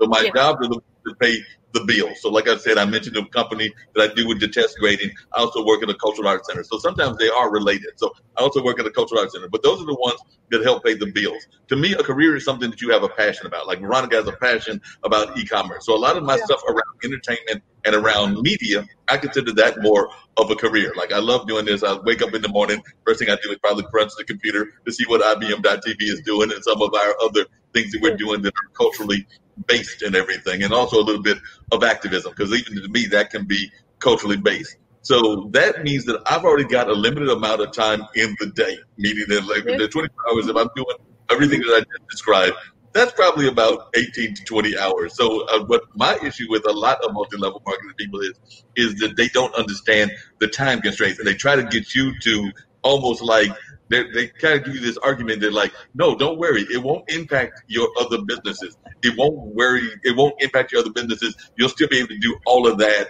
I only need 2 to 3 hours of your time and everything of that nature, which I don't find very realistic. So that's where my issue is with some multi-level marketers. So the other problem is that you cannot run two businesses. I'm sorry. Your one business has to take a back seat, right? It literally has to be residual income, because concentrating on building your business takes so much energy. Plus, I've got clients, I've got workshops, so building my own business takes all of my energy, right? So you have to. I've had several CEO coaches or business coaches ever since I've been in America. I didn't even know they existed before I came here. But she said to me that our brains are like, as entrepreneurs, and everything is, oh my God, maybe I should try this as a new shiny new object.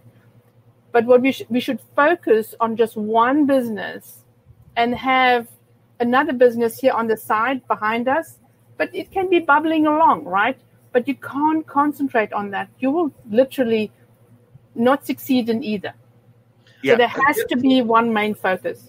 Yeah, my question to that, though, and this is, like I said, I don't know the answer, so I'm curious to hear y'all's take on this and everything, is I hear what you're saying about you need to concentrate on one business. But a lot of our greatest business leaders, and no matter what you think, I'm not a fan, and I've made that very clear on the show, but no matter what you think about Trump or Mark Cuban or Richard Branson, who we mentioned earlier, and a number of others, they don't really have a business umbrella, but I don't know that they necessarily have one business. Because like I said, they do. If you really look at their business, you will realize what the main business is, because you're seeing all these businesses that they have that is under the umbrella, right? Right. But their main business is whatever they need to do, and they concentrate on that. So the success of what they're creating underneath that is what everybody else sees, right? So it could be Mark Cuban investing in business. That's his main business, right? He's investing in businesses, make sure that they run properly, make sure that they do well, and either take over or do whatever he does with them. I haven't really got into much, but just if you notice what they do have one main business, right?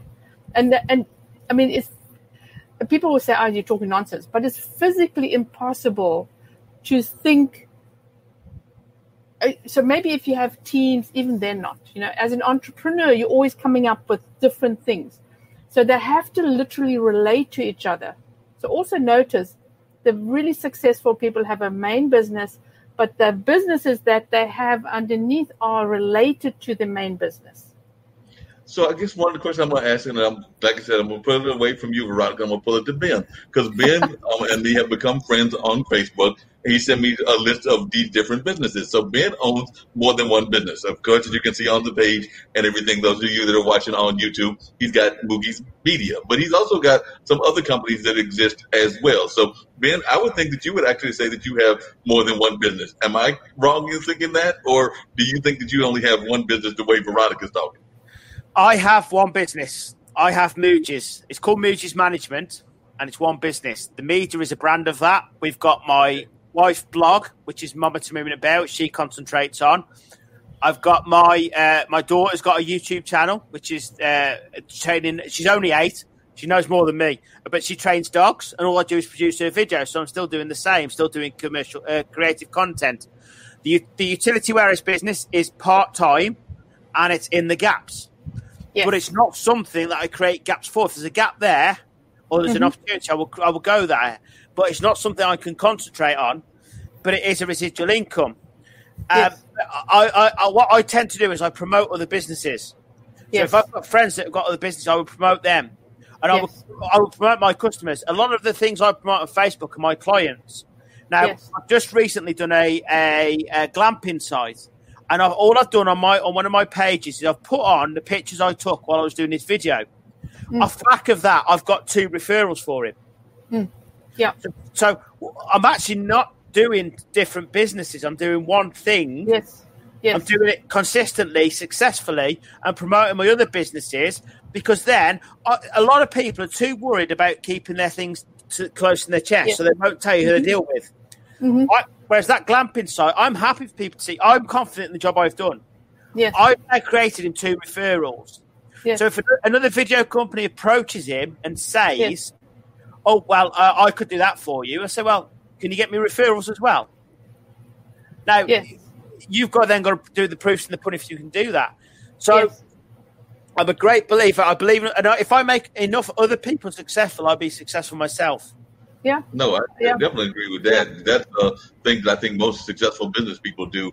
And that's one of my beefs, and it's just my personal beef with some of our, particularly not all, but some of our people in the entertainment and the cultural world, particularly in the minority field, is I think that they've done a great job of raising themselves and raising their business. But I don't know that I see enough of that reaching back kind of mentality that I like to see in society. So I would like to see more reaching back from some of the folks that have made it. And that's across the board. I mean, it has nothing to do with color. It has nothing to do with class. It has nothing to do with gender. I just would like to see more people that are successful actually reach back, because I do believe in that kind of concept of reaching back. But one of the other things I was just curious to take y'all's take on and everything is, with COVID and everything, we started getting this, and it was going on, I think, even before COVID, this kind of popularity of gig economy and gig jobs. So in that case, I think people are doing multiple jobs. I'm not saying they're doing them well, but they are doing multiple jobs, because they might be going to their regular job. I've got a dear friend that she has her job of being in a call center. That's her day job and everything. But as soon as the job ends, like, let's say she's doing 9 to 5, and I don't even think that's her shift right now, but let's just say she's doing 9 to 5, maybe give her an hour to take a break and get dinner and do things of that nature. About 6 or 7 o'clock, she's going into the gig work and doing that for another 3 or 4 hours. So I do think that because of the gig economy and because of folks trying to survive in these hard economic times that we are in, we are finding people that are doing more than one job. And I think that that's being forced on us because of the gig economy, but also because of the nature of the new normal that we're in and the ways that computers are taking over, to some degree, our life and things. But I was just wondering y'all's take on that, and I'll start with you, Veronica. You know what, and it's the same thing with entrepreneurs. Now, if you have an e-commerce store, I always say focus on one product, not just one, but a niche product. But you can always have that underlying product that you supply to your customer that actually, if they buy this, then they can also they would like this as part of the product. So diversification is the world, right? You have to diversify what you're doing and always be thinking about what else can I do. You know, maybe supply them with boxes where you go to $1 store, and put things in a box with your product, and off you go. You know, now you've got gift boxes. You know, so you got to. I mean, I'm thinking outside the box, right? That's such a cliche, but you literally have to think about, okay, so what else can you offer your client, but still focus on your main. Did I answer your question, or did I just go off into a tangent? No, that answered the question. And we were talking about the gig economy, but I was just wondering your thoughts about how more and more of our folks in the world, I wouldn't even say the United States, I would say it's global, are becoming more gig economy based, because I used the example of definitely Uber and DoorDash and a number of those kind of companies. I don't even think I named what the companies were in the earlier comment, but that's what I was saying. It was more of those gig kind of economies. And I do think we started going into more of a gig economy kind of mentality. And I was wondering what your thoughts were on that. But it's the same thing. You know, I've got clients who have a job, are teachers, and they're starting an online store. And it's the same with, you know, if you were driving Uber, you know, you have your job and you go home, eat, and then you drive Uber. It's also just complementing what you're doing as a job. And then hopefully you can actually do a transition. And if you can't, then try something else, you know. I mean, it's the same with if you were, if you have a job and you were doing multi-level marketing, right? It's just that income, that extra income that you can supplement. Plus, you get a little bit of, you know, excited because, you know, ding, ding, ding, you know, here comes some money flying in. So I mean, you know, not everybody is a risk taker, but you just need to do what you need to do. If you can't be an entrepreneur and you can't afford just to be an entrepreneur, maybe you should get a job to complement trying to become an entrepreneur. There is that balance that you need to get as well, because you have to eat, right? Yep. So for Ben, I want to hear your take on this. And then this is a question, and I'll start with you, Ben, is what advice would you give to folks that want to be an entrepreneur? So I'll start with you, Ben, and then I'll come to Veronica. But so folks are watching and hearing this whole dialogue we're having, and they're thinking to myself, I really want to be an entrepreneur. What advice would you give them? So firstly, I think the gig economy, I think there's two reasons for the gig economy. I think firstly is necessity. And like Veronica says, to put food on the table. And that's quite a sad situation. And we're back to what we said about job, about they're not paying you value. They're paying you what they want to. Mm-hmm. And I think the second thing is it's a passion. To go into that second job, it's a passion. Yes. So my passion for my second job is not particularly the gas and electric. I said it's the holidays, it's the car. It's the brand new car. It's that goal. And you have to have a goal. So singers, musicians, the passion is the music. They don't go to work because, a lot of people go to work to pay the bills. They then do their second job, which is what brings the gig economy around, because their passion. Musician, it's very rare a musician can make a living out of singing. Yeah. To be honest, there's some that you don't want to make a living out of singing because they can't sing, but that's another question. But a lot of the good ones, the wedding singers, they do that because that's their passion. They don't particularly need the money. They're usually in half decent jobs because they're slightly entrepreneurial, etc. But they do it because it's their passion. Yes. So that's the main two reasons for the gig economy. And there has to be a reason. Being in multi-level marketing as I am, there's lots of people that have joined, have become part of the team that didn't need it. And they've done nothing. And they've gone into hiding. They've been, witness protection and you can't get hold of them and everything like that. And that's fine. They didn't have the guts to tell me they didn't need it. That's fine. That's the way it is. Yeah. And I think you can already tell I'm not one of these pushy people that jump up and down at the seminars, etc. I'll sit there and I'd rather sit. I don't like spilling me coffee at any time. So, no, it spills your coffee, that does, Veronica. Don't do that. But you have to get to know people. And I don't like signing up people that need it. I'd rather sign up people that want it. Yes. Because I can work with people that want it. Yes. And so that's the difference. So that's my answer on the gig economy question.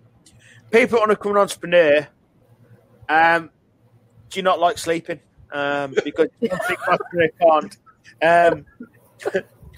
I say go for it, because if you don't, somebody else will. And also don't just and this is why I did utility warehouse, because it was right at the start of my entrepreneurial career and it was a great backup. Your network marketing is a great backup and a great safety net. Yes. But there's keys to being entrepreneurial is don't put all the pressure on yourself, because you've still got to eat, you've still got to pay your bills, you've still got to pay your rent. And two is enjoy it, do something you enjoy. Don't just do something you don't want to. You have to enjoy it, because that comes out in the business. And the other thing is get good people around you. And I do a lot of networking and I do BNI.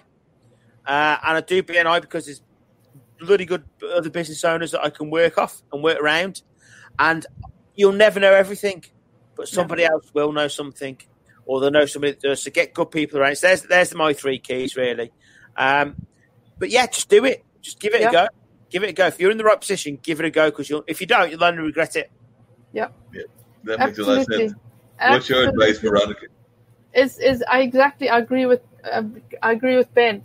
I listened to a record, right? Okay, when we had records, was a Jewish psychologist. I have no idea who he was, and I've always remembered this. He said, and obviously everybody else now repeats it, but if you are a year down the road and you haven't started it, you're going to be sorry, because you're going to look back and go, I should have done it. How many times have people said to you, I should have done it? Just do it. Yeah. Baby steps, right? Do a little bit. Just test it out. See if it fits. Otherwise, do something else. But just start. If you just start, and it's a low cost. To do an e-commerce store is low cost. You can get print on demand. You can do drop shipping. I mean, you can literally get into the market at low cost. But there's obviously a lot to it, right? But just do it, And if you don't, you're going to be a year down the road and you go, I should have done it, I should have. Right? It's interesting you bring that up because that's actually something that we've brought up on a variety of these shows here on IBM.TV. And I've even brought it up myself because I've been guilty of that, where you're sitting there and you're like thinking, I should have gone for that job. I should have gone for that career. I should have gone for this entrepreneurship thing. Even sometimes when you've had partnerships with folks, even relationships kind of things, and you said, I should have done this, I should have done that. And then, like you said, a year down the line, or when the person has actually got the job that you felt you guys should have gotten, and you're regretting that. So then you're sitting there going like, woulda, shoulda, coulda. There's the old expression and everything. And I think there's way too many people in society in general do that. They do that woulda, shoulda, coulda kind of attitude. So definitely I'm thinking more and more people are doing that on a regular basis. And that's something that we need to stop having that kind of attitude where folks are doing woulda, coulda, shoulda. If you would really quickly, Veronica, and I think we've got about another 10 or 15 minutes to go, I would love if you would tell folks about your e-commerce store and your book and where we can get the book and everything of that nature. So if you would let folks know that as well as about the store. And so definitely this is the time for you to do a little bit of marketing of your own. So I would love for you to do that. Who knows? Ben might decide to buy the book. So if you would share that with us, because me and Ben have already decided that we want to buy your boat. We don't know how we're going to buy the boat, but we at least want to rent the boat because the boat was really nice. Me and Ben have been both admiring the boat from our respective cameras, so we might be trying to join you on a trip on the boat. We did see that there was another gentleman that was there. I assume that's your significant other, so we might just have to kind of like crash on the whole family there and everything. So just one more thing about an entrepreneur.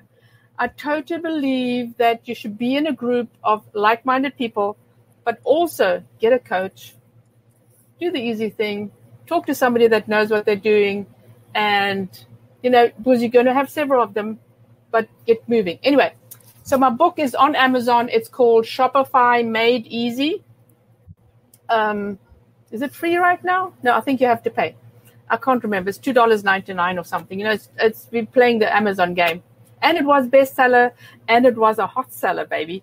So, so what else? And right now, and so I do Shopify, I do e-commerce, I migrate, I upload, I advise, whatever you need to get your product out to your customers. And you can always check me out at veronicajeans.com. Very easy, very simple, no other name. I'm branded. I thought myself, I'm going to become famous, baby. Show me a camera, show me a mic, and I'm there. So, and that's it. Sounds wonderful. Ben, I think that, like I said, the IBM.TV family knows about you and everything, but, we sometimes get new listeners that are not always part of the IBM.TV family or they're becoming part of the family. So I would love for them to know more about your business as well. And who knows, maybe you've got a conference coming up where you can hire Veronica and things of that nature. So I'm sure she would gladly come from Texas over there to London to participate in the conference. And by the way, Ankit, one of our lead producers, did say hi to all three of us. He said amazing show and interesting discussion. He did say that he missed you earlier this morning, Ben, because I don't know if he was expecting you or one of the earlier conversations, but who knows what's going on with Ankit and them in that sense. But he did say he missed you. I ditched him for you, Mark. I ditched him for you. Don't tell him, though. We'll keep that between the three. All right. I do. Now, Just Media, we are an event media agency. We do a lot of events. We create content. What I don't like seeing on social media is the old Monday motivation or Wednesday wisdom post. Personally, I've never seen a Monday motivation post that's got me going. It's never ever got me out of bed. I think it's quite. Personally, I think I'm in the right room here. I think it's quite lazy. So I like to create content. So we do a lot of event management, media. He is watching. Ankit's just put his watching. I'm in trouble now. I'll probably get banned. I love you really, Ankit. I missed you as well. But yeah, what we do is we do visual content creation. So we do a lot of events. So we go to events, and we're a great believer that good event organisers should be really busy looking after people. They shouldn't have time to do the media. They shouldn't have time to interview people. So we'll go and do that for them. We'll create the memories for them. We'll create the legacy for them. And also, if it's a 2-day event, 3-day event, we're very good at getting the material out on the first night so people can see what's going on the second night. We do the usual videos, so we do a lot of website videos, and as I said earlier, we're doing a lot for Holiday Place at the moment. We have a drone with drone pilots. We're qualified drone pilots. And one thing we have done during lockdown is I have become, well, obviously, podcast host and started doing a lot of appearances on IBM TV. Now, I love podcasts. My podcast is called The Entrepreneur's View of Business, and you're only allowed on if you're positive. That's one rule. You are vetted before you get on, and any negative answers you are cut off. No, I'm joking, though. But I like positive people because there's enough negativity on the income reducer machine in the corner of most people's room. So if you want to see negativity, put on your news channel, do all that. I talk to positive people, and I tell what I like my guests to do is to tell people how they can do it and that they can do it. Recently, Veronica, and I said this recently, I had on another program on the channel, I had a guy on who had 27 brain operations by the time he was 2. He's in a wheelchair. He's got spina bifida. He's got another capacity-reducing disease. I can't remember what it is. He said it. And he's got an entertainment business, and he's going to survive through COVID, even though he's been locked in his home, and literally locked in his home, couldn't even let his parents in for 5 or 6 months. The only people who could let him was his carers. That, to me, is inspirational. Unbelievable. And the key to that is, when I interview him, just shut up. Just let him talk, because I can't tell his story. Yeah. So that's what I do. I love positivity. I do want everybody to succeed. I never tell my kids no. They don't accept no anyway. I think we all know what kids are like at times. So it's all about positivity. It's all about creating content. It's all about getting it out there. And it's about enjoying it. Because if you can't, because trust me, when I'm flying the drone, I love it. It's the editing, and I'm sure you both know that it's the editing of things that you don't always see. I know. Yeah, I know. That's the hard part. I don't know what you're thinking, Ben, but I think that we may have found 2 things going on here, and we are getting ready to wrap everything up. But I think that we may have found, and I have to check with Ankin and everything, but I'm thinking that for your podcast, we may have found another guest for you, because Veronica definitely is giving us this positivity. So I'm thinking that she could definitely be one of the positive folks that you could have on your podcast. And one of the things I'm going to talk to Ankin about, and like I said, Ben is involved, as am I, but you definitely have that great energy. So we might have to see about getting you a show here on IBM.TV as well to talk about e-commerce and business and things of that nature. So like I said, I'll talk to one of our producers, but we are trying to expand our programming here. So I think we definitely have one opportunity for sure, which is Ben's show and possibly some other things here on IBM.TV. And by the way, Ankin, who is still keeping a steady watch on us said that he wanted to know how is London to you, and then he also wanted to know Ben, best English native and a positive soul. So you definitely had that great thing to say about you. So I've got to teach him that the UK is not just London. I tell you, just because of that, I will fly to India myself. I out of necessity for about a month and talk to him about it. No problem at all. And Veronica, don't think that Ankin, our producer, wasn't paying attention to you as well. He said that he would like to invite you to come on our Business Masters. So we have a show called Business Masters, and he would like to invite you to come onto that. So definitely we will reach out to you about that. But you are invited to another IBM.TV show to talk about business and things of that nature. So just wanted to let you know that you are being heard and being watched. So I want to thank both of you for being guests on the show. It's been an amazing conversation around business and around life and things of that nature. I definitely, just to be honest, and I know that Ben was teasing you earlier, I've been just admiring that boat the whole time. So I am definitely very jealous of that boat, because I'm thinking that, I didn't know that being an entrepreneur could lead to you getting a nice boat that can go around the ocean and everything of that nature. So apparently the key to being an entrepreneur is that you can get a boat, because I don't have a boat, Ben. Do you have a boat, Ben? No, but I'm just wondering now if the program ending could be the Jaws music today. Brilliant. This was so much fun, guys. I'm glad I met you. I'm glad I actually popped on.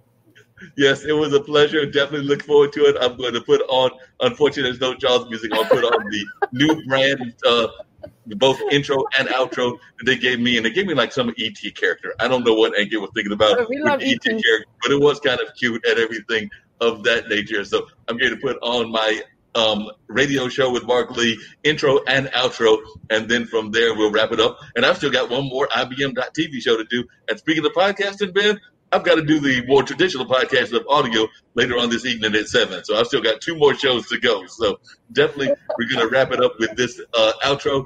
And then we will come back with the other show. And then, like I said, at 7 o'clock, I've got my show on Blog Talk Radio. So once again, I do want to thank Veronica and Ben for being my guests on this particular afternoon. So great conversation and a definitely enlightening conversation. So for those of you that are watching it in the reruns, whether it's on YouTube, whether it's on Facebook, whether it's on Twitter, I do think, or Twitch, I think that you will learn quite a bit. So right now, here's that intro, outro, and that's what we'll use to wrap up this particular edition of the show.